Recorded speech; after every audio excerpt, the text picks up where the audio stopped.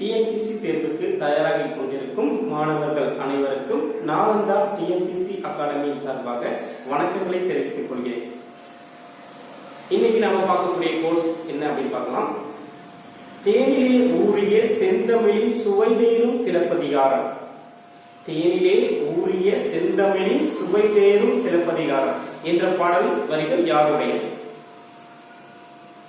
தேனிலே ஊறிய செந்தமிழின் சுவைதேரும் சிலப்பதிகாரம் என்ற இந்த பாடல் வரிகள் கவிமணி தேசிய விநாயகம் அவர்களுடைய. சரி, இன்றைக்கு பதிவு நாம என்ன பார்க்க போறோம் அப்படின்னு பாத்தீங்கன்னா, ராஜாராம் மோகன் ராய் பற்றியும் அவருடைய பிரம்ம சமாஜத்தை பற்றியும் இந்த பதிவை நம்ம பார்க்க போறோம். சரிங்களா? சரி, இந்த ராஜாராம் மோகன் ராய் வந்து பாத்தீங்க அப்படின்னா சமூக சமய சீர்திருத்த இயக்கத்தின் தந்தை அப்படின்னு சொல்றோம்.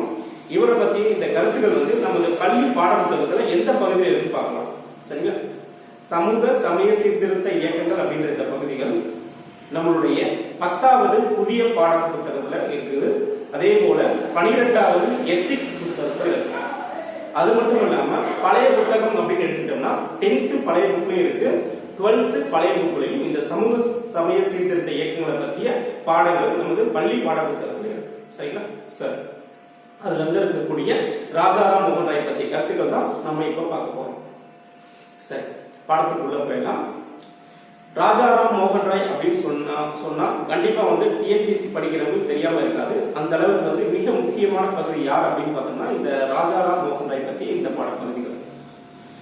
19ஆம் நூற்றாண்டில் சமய சமூக சீர்திருத்த இயக்கத்தின் தந்தை என அழைக்கப்படுபவர் யார் அப்படின்னு பார்த்தோம்னா ராஜாராம் மோகன் ராய். இவருடைய கருத்துக்கள் வந்து பல கருத்துக்கள் வந்து எல்லாமே வந்து பாத்தீங்கன்னா சமூக மாற்றத்திற்கான கருத்து. சரிங்களா? அது முக்கியமா பாத்தீங்க அப்படின்னா சதி என்ற உடன்கட்டை ஏறுதல் சட்டம் கொண்டு வந்து இவருடைய பெரிய முயற்சியின் காரணமாக தான்.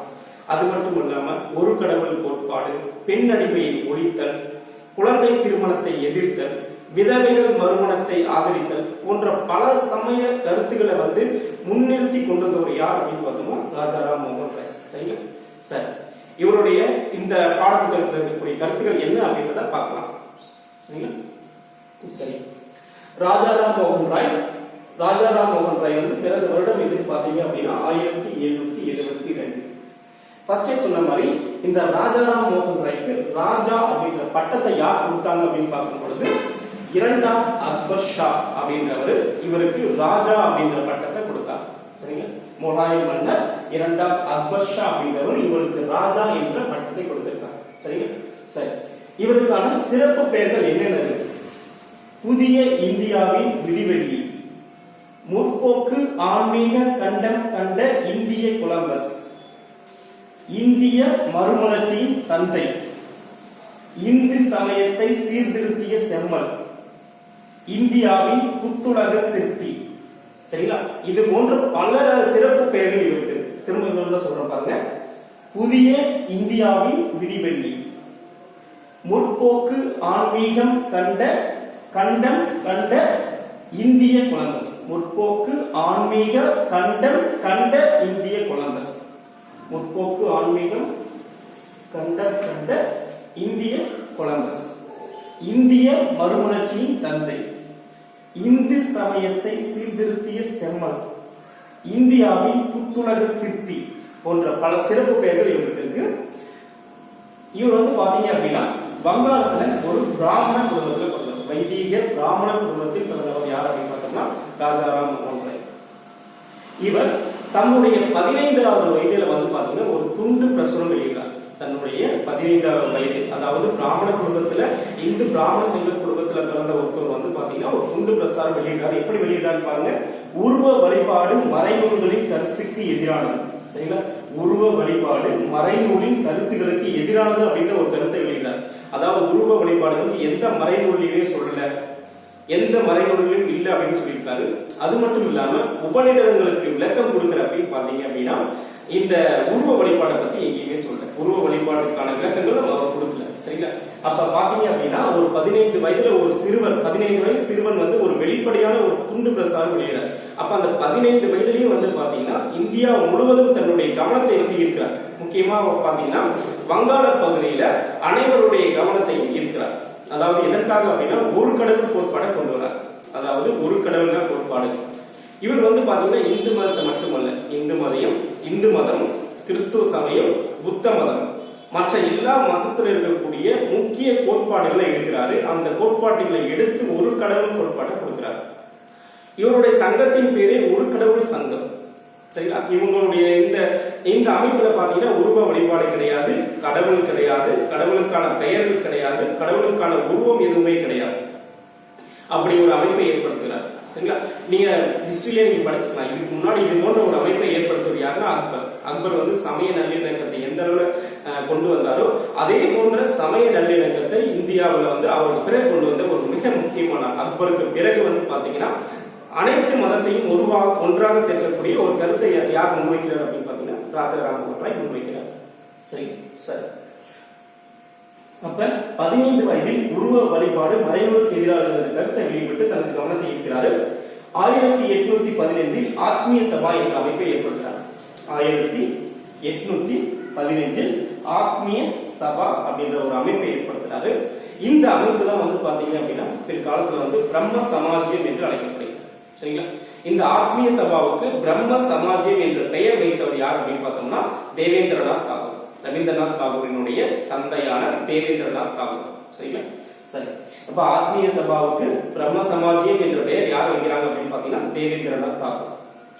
ஃபர்ஸ்ட் சொன்ன மாதிரி இவருடைய இந்த அமைப்பு வந்து ஒரு கடவுள் சங்கம் என்று அழைக்கப்பட்டது. அதே போல பிரம்ம சமாஜ்ய உறுப்பினர்கள் பிரம்மோக்கள் என்று அழைக்கப்பட்டார். பிரம்ம சமாஜ்ய உறுப்பினர்கள் பிரம்மோக்கள் என்று அழைக்கப்பட்டது. ஒரு கடவுள் சங்கம். அதே போல 1817 டேவிட் ஹேர் என்பவருடன் இணைந்து 1817 டேவிட் ஹேர் என்பவருடன் இணைந்து கல்கத்தாவில் இந்து கல்லூரி ஒன்று நிறுவனார். இந்த இந்து கல்லூரி தான் இப்போது கல்கத்தாவில் இருக்கக்கூடிய கல்கத்தா மாநில கல்லூரி என்று அழைக்கப்படுகிறது. சரி. அப்ப 1817 டேவிட் ஹேர் என்பவருடன் இணைந்து, டேவிட் ஹேர் அப்படின்றவர் ஒரு சமய பரப்பாளர், அந்த சமய பரப்பாளருடன் சேர்ந்து இந்து கல்லூரி எங்க நிறுவனம் அப்படின்னு பாத்தீங்கன்னா கல்கத்தாவில் இந்து கல்லூரியை நிறுவனார். சரி சரி. 1820 பாத்தீங்கன்னா இயேசுவின் கொள்கைகள் அமைதிக்கும் ஆனந்தத்திற்கும் வழிகாட்டி என்ற நூலை வெளியிட்டார். 1820 இயேசு கிறிஸ்துவனுடைய கருத்துக்கள் போதனைகள் எல்லாம் ஆராய்ந்து இயேசு கிறிஸ்துவனுடைய கொள்கைகள் அமைதிக்கும் ஆனந்தத்திற்கும் வழிகாட்டி என்ற ஒரு நூலை வெளியிட்டார். சரிங்களா? சரி. அடுத்து 1828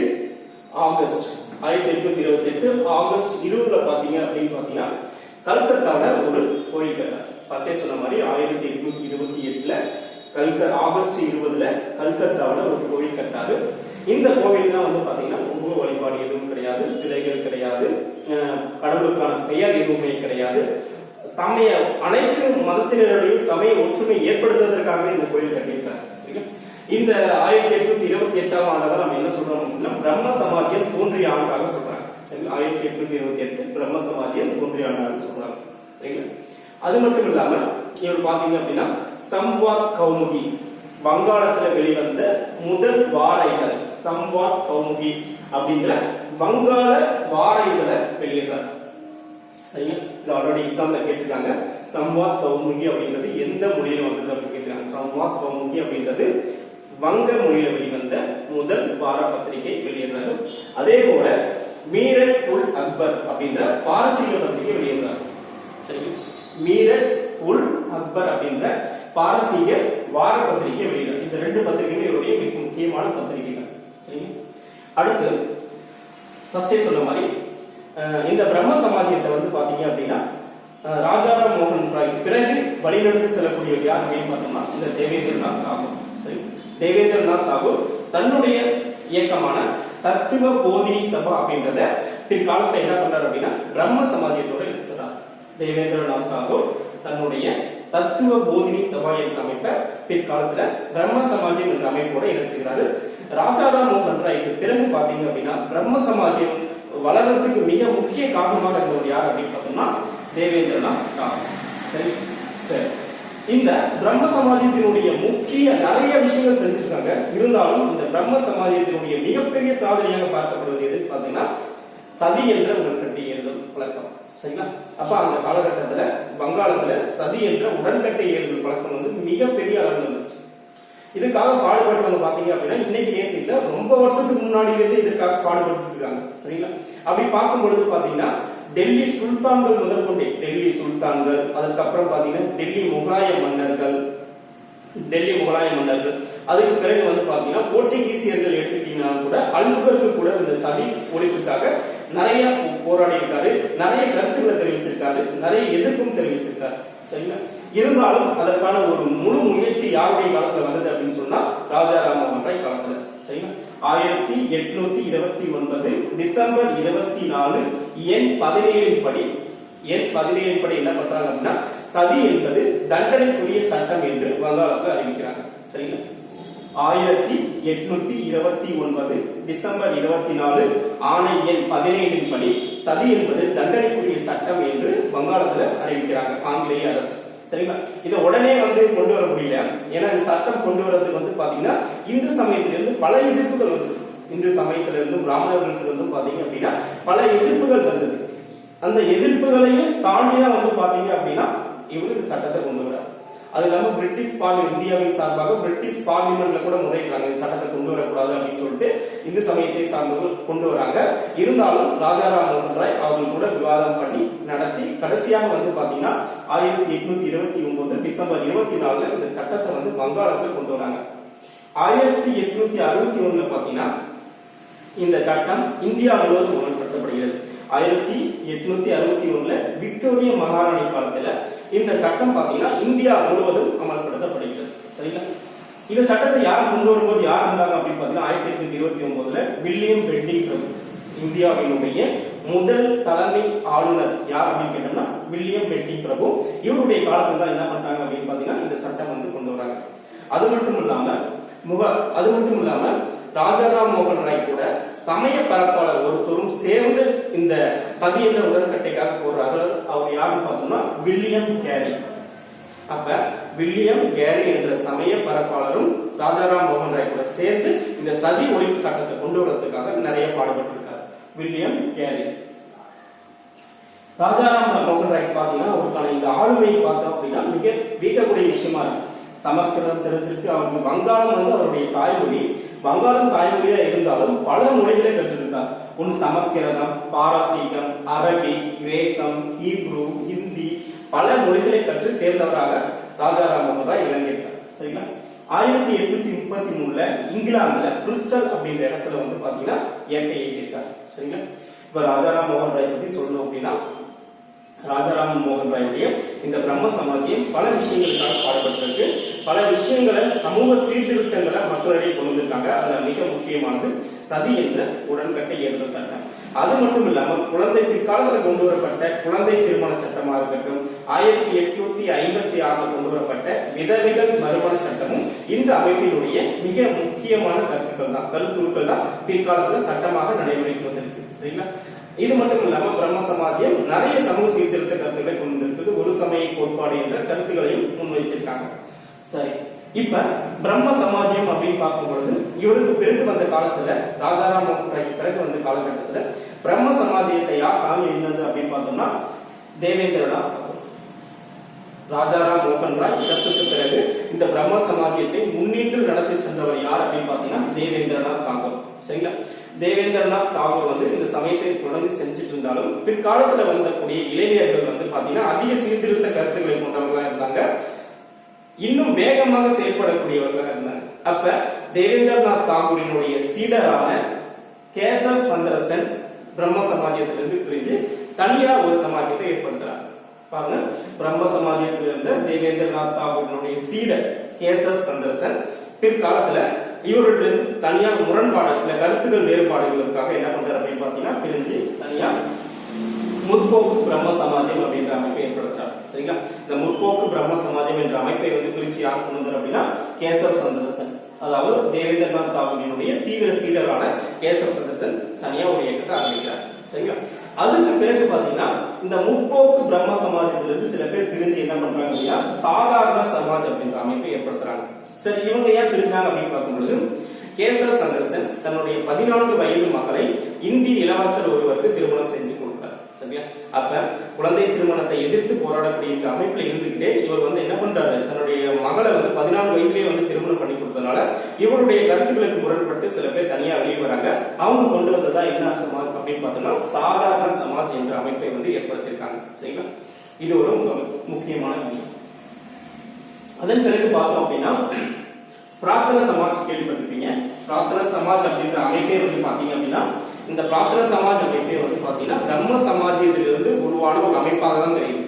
சரிங்களா, அப்ப கேசவ சந்திரசன் வந்து பாத்தீங்கன்னா பிற்காலத்துல பிரம்ம சமாஜத்திற்காக கேசவ சந்திரசன் இந்தியா முழுவதும் ஆதரவு திரட்டினார். பிரம்ம சமாஜத்திற்காக கேசவ சந்திரசன் இந்தியா முழுவதும் பல இடங்களுக்கு சுற்றுப்பயணம் சென்று ஆதரவை திரட்டினார். அப்படி சுற்றுப்பயணம் செல்லும் பொழுது மும்பை பம்பாய் பகுதியில் வந்து உருவான ஒரு இயக்கம் தான் என்ன இயக்கம் பாத்தீங்க அப்படின்னா பிரார்த்தன சமாஜ். பிரார்த்தன சமாஜம் அப்படின்றது கேசவ சந்திரசேனுடைய ஒரு தூண்டுதலால் உருவாக்கப்பட்ட இயக்கம் அப்படின்னு சொல்லலாம். சரிங்களா, இந்த இயக்கம் எப்ப ஆரம்பிச்சது அப்படின்னு பாத்தீங்கன்னா 1867 இந்த பிரார்த்தன சமாஜத்தை ஏற்படுத்தியவர் யார் அப்படின்னு பார்த்தோம்னா ஆத்மராம் பாண்டுரங். ஆத்மராம் பாண்டுரங் அப்படின்றவர் இந்த அமைப்பை ஏற்படுத்துறார் 1867. சரிங்களா, இந்த இயக்கம் வந்து பாத்தீங்க அப்படின்னா முற்போக்கு சில கருத்துக்களை கொண்ட அமைப்பா தான் செயல்படுகிறது. கிட்டத்தட்ட இந்த ரெண்டு அமைப்புமே ஒரே மாதிரியான கருத்துக்களை கொண்டுதான் செயல்பட்டது. பிரம்ம சமாஜம் சரி, பிரார்த்தன சமாஜம் சரி, ரெண்டுமே வந்து கிட்டத்தட்ட ஒரு கடவுள் கோட்பாடு, சமூக சீர்திருத்த கருத்துக்களுக்கு ஆதரவாக செயல்பட்ட அமைப்புகள். சரிங்களா, அது ரெண்டு சமாஜமே ஒரே மாதிரியான கருத்துக்களை கொண்டது. இந்த பிரம்ம சமாஜத்தினுடைய முக்கிய குறிக்கோள் என்னவா இருந்தது அப்படின்னு பாத்தீங்கன்னா வாய்மையே வெல்லும் என்றது உங்களுடைய முக்கிய குறிக்கோளாக இருந்து செயல்பட்டது. வாய்மையே வெல்லும் அப்படின்றது இந்த அமைப்பினுடைய முக்கிய குறிக்கோள். இந்த அமைப்பிலிருந்து உருவானவங்க பாத்தீங்க யார் அப்படின்னா முக்கிய இந்திய தேசிய காங்கிரஸ் உருவாவதற்கு முக்கியமாக இருந்தவர்கள் எம்.ஜி. ரானடே, பந்தர்கர், ஆர்.சி. பந்தர்கர், எம்.ஜி. ரானடே, பிற்காலத்தில் உருவான கோபாலகிருஷ்ண கோகுலே. இவங்க எல்லாம் வந்து எந்த அமைப்பை சேர்ந்தவங்க என்று பாத்தீங்கன்னா பிரார்த்தன சமாஜ் அப்படின்ற அமைப்பை சேர்ந்தவங்க தான். இந்த பிரார்த்தன சமாஜ் அமைப்பு உருவாகுவதற்கு என்ன காரணமா இருந்திருக்கு அப்படின்னு பாத்தீங்கன்னா ஆரம்ப கால காரணமா இருந்தது பிரம்ம சமாஜ். அப்ப பிரம்ம சமாஜம் என்ற அமைப்பு பல கிளைகளாக வளர்ந்து பல இயக்கங்களாக மாறியது. அப்ப 19ஆம் நூற்றாண்டில் சமூக சீர்திருத்த இயக்கத்தின் தந்தை அப்படின்னு சொல்லிட்டு ராஜாராம் மோகன் ராய் சொல்றதுல தப்பே கிடையாது. அந்த அளவுக்கு நிறைய விஷயங்களை செஞ்சிருக்காரு. எக்ஸாம் பாயிண்ட் ஆஃப் வியூல பார்க்கும் பொழுது ராஜாராம் மோகன் ராய் பத்தி கண்டிப்பா எக்ஸாம்ல ஒரு கொஸ்டின்ஸ் அடிக்கடி கேட்கிறாங்க. முக்கியமாக பிரம்ம சமாஜத்தை நிறுவியவர் யார் அப்படின்றது அடிக்கடி கேட்கிறாங்க.